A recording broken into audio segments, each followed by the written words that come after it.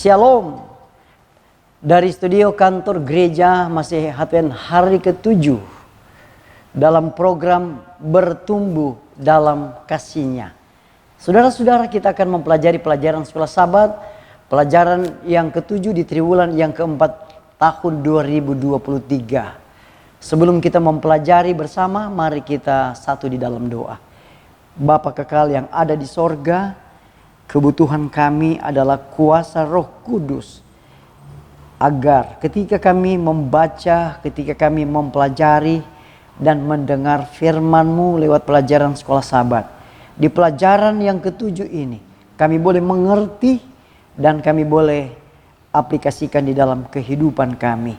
Di dalam nama Yesus kami berdoa. Amin. Nah, saat ini kita akan mempelajari pelajaran sekolah Sabat, pelajaran yang ke-7 dengan judul Misi kepada Sesama Saya. Ayat yang menjadi ayat hafalan untuk kita baca pada pekan ini diambil dalam buku Perjanjian Baru dalam kitab Lukas pasal 10 ayat yang ke-27. Ayat ini berkata begini, jawab orang itu, kasihilah Tuhan Allahmu dengan segenap hatimu dan dengan segenap jiwamu dan dengan segenap kekuatanmu dan dengan segenap akal budimu, dan kasihilah sesamamu manusia seperti dirimu sendiri. Saudara-saudara, kita akan melihat bagaimana ringkasan pelajaran sekolah Sabat di pelajaran yang ke-7 dengan topik misi kepada sesama kita. Dalam perumpamaan tentang orang Samaria yang baik hati yang diangkat dalam kitab Perjanjian Baru dalam kitab Lukas pasal 10. Kita akan melihat di sini dari ayat 25 sampai ayat yang ke-37. Di mana perumpamaan ini memberikan gambaran yang perlu untuk kita renungkan dan memunculkan pertanyaan-pertanyaan dalam pelajaran yang sangat luar biasa ini dalam perumpamaan ini. Kalau kita lihat ayat 29 di sini berkata, dan siapakah sesamaku manusia? Apakah menanyakan atau menjawab pertanyaan ini dari sudut pandang pribadi, atau siapakah sesamaku manusia, mengubah fokus atau prioritas dari seorang yang membutuhkan bantuan menjadi seorang yang menyediakannya. Kemudian yang berikut, apakah pergeseran fokus seperti itu beresiko mengubah pekabaran dan prinsip yang Yesus ingin kita pahami dan praktikkan? Saudara-saudara, dalam kitab Lukas pasal 10 ayat 36, di dalam ayat ini sangat jelas saudara-saudara kalau kita lihat, di mana mengatakan bahwa siapakah di antara ketiga orang ini menurut pendapatmu adalah sesama manusia dari orang yang jatuh ke tangan penyamun itu? Menarik saudara. Kalau kita melihat di dalam beberapa pertanyaan, salah satu juga bertanya, siapakah di antara ketiga orang ini? Apa yang saya sudah katakan tadi, siapakah di antara ketiga orang ini menurut pendapatmu adalah sesama manusia dari orang yang jatuh ke tangan penyamun itu? Saudara, pertanyaan Yesus berfokus pada orang yang dirampok. Pertanyaan Yesus berfokus pada orang yang luka-lukanya, di mana pada saat itu sangat membutuhkan pertolongan. Yesus memusatkan perhatian pada orang yang dirampok dan dianiaya, dan bagi orang diberikan pertolongan. Yesus juga membandingkan dengan mereka yang punya kesempatan menolong tetapi mengabaikannya. Dalam Lukas pasal 10 ayat 37, kalau kita baca ayat ini dikatakan, jawab orang itu, orang yang telah menunjukkan belas kasihan kepadanya Kata Yesus kepadanya, pergilah dan perbuatlah demikian. Kemudian juga yang berikut dikatakan bahwa seperti yang Yesus tunjukkan, menjawab pertanyaan dengan benar tidaklah cukup. Dalam pertunjukannya kepada ahli Taurat itu, Yesus menekankan apa saudara? Menekankan pentingnya tindakan ketika menerapkan Injil. Apa artinya?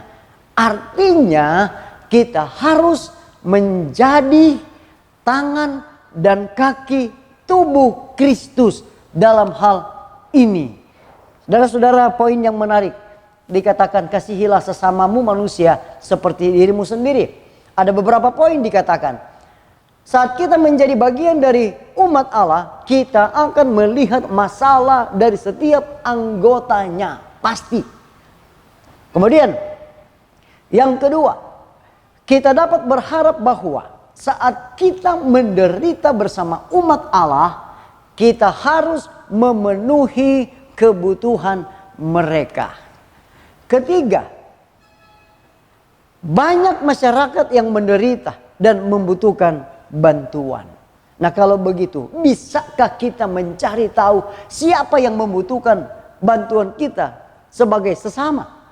Apakah gereja saya meringankan penderitaan mereka yang membutuhkan, atau apakah kita berkontribusi pada penderitaan baik secara sengaja maupun tidak? Hal yang sangat menarik yang menjadi poin adalah patut dicatat bahwa kata-kata Yesus dalam Matius pasal 23 cukup keras, di mana memberikan penekanan kebenaran mengenai situasi dan isi keagamaan Israel. Saudara-saudara, dalam poin selanjutnya dikatakan bahwa kata-kata Yesus juga ditujukan untuk pemulihan umatnya. Kata-kata Yesus juga ingin agar umatnya memahami hukumnya dengan cara yang baru. Kemudian, apalagi maksud Yesus? Maksud Yesus juga adalah bangsa Israel harus mempraktekkan perintahnya. Kalau kita baca dalam Matius 23 ayat 37, di sini dikatakan bahwa kasihilah Tuhan Allahmu dengan segenap hatimu dan dengan segenap jiwamu dan dengan segenap akal budimu. Hukum ini adalah perintah yang pertama dan terutama. Perintah yang kedua adalah lanjutan dari yang pertama. Apa itu, saudara-saudara? Kasihilah sesamamu manusia seperti dirimu sendiri. Luar biasa, saudara-saudara. Poin yang berikut juga dikatakan para nabi perjanjian lama sebagai pembela sesama. Nah, kalau kita melihat di mana nabi-nabi perjanjian lama sangat terang-terangan mengenai hukum dan peraturan yang berhubungan dengan sesama atau dengan mereka yang membutuhkan kebutuhan dan keselamatan. Mereka membutuhkan kesembuhan, membutuhkan keselamatan. Saudara-saudara, dalam hukum peraturan itu juga diucapkan melalui para nabi. Nah, kalau kita melihat para nabi mendesak orang-orang dan para pemimpin, saudara, agar apa? Agar supaya mengusahakan keadilan, membela yang tertindas, membela hak anak yatim, memperjuangkan perkara janda-janda, melarang penindasan janda dan anak yatim, orang asing dan orang miskin. Saudara-saudara, para nabi juga mereka sangat mengecam keras di mana ketidakadilan. Kita melihat dalam perjanjian lama bagaimana ketika Elia menegur Raja Ahab karena membunuh Nabot dan mencuri kebun anggurnya. Amos juga mencekam para penguasa Israel.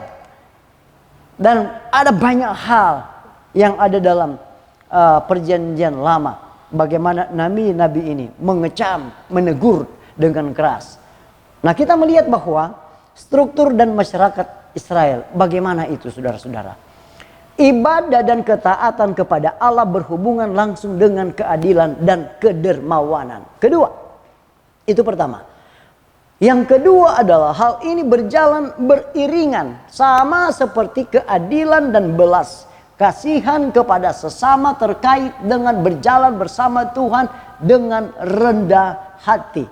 Ketiga, semua petunjuk dan peraturan untuk kesejahteraan dan perlakuan yang adil terhadap orang miskin, orang asing, yatim piatu, janda yang lemah berasal dari Tuhan.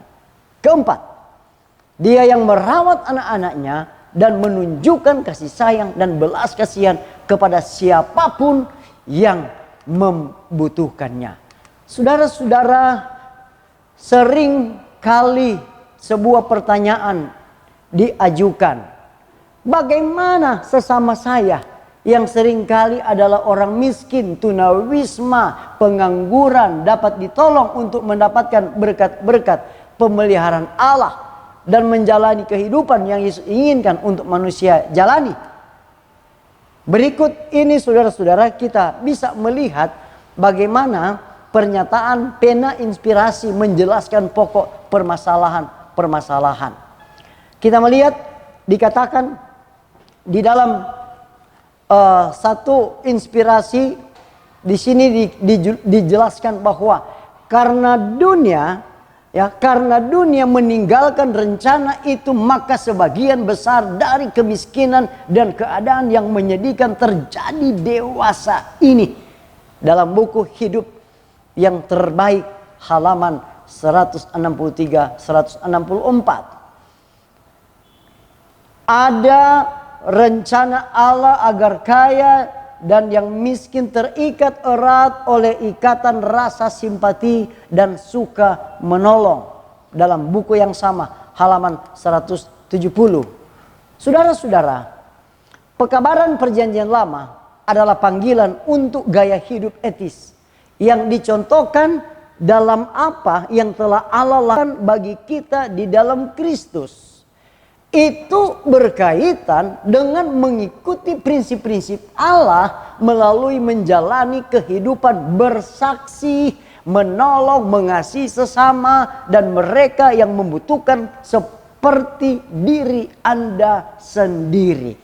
Saudara-saudara, di bagian yang berikut juga dikatakan dalam pelajaran sekolah Sabat ini adalah hidup dan misi Yesus. Bagaimana hidup dan misi Yesus?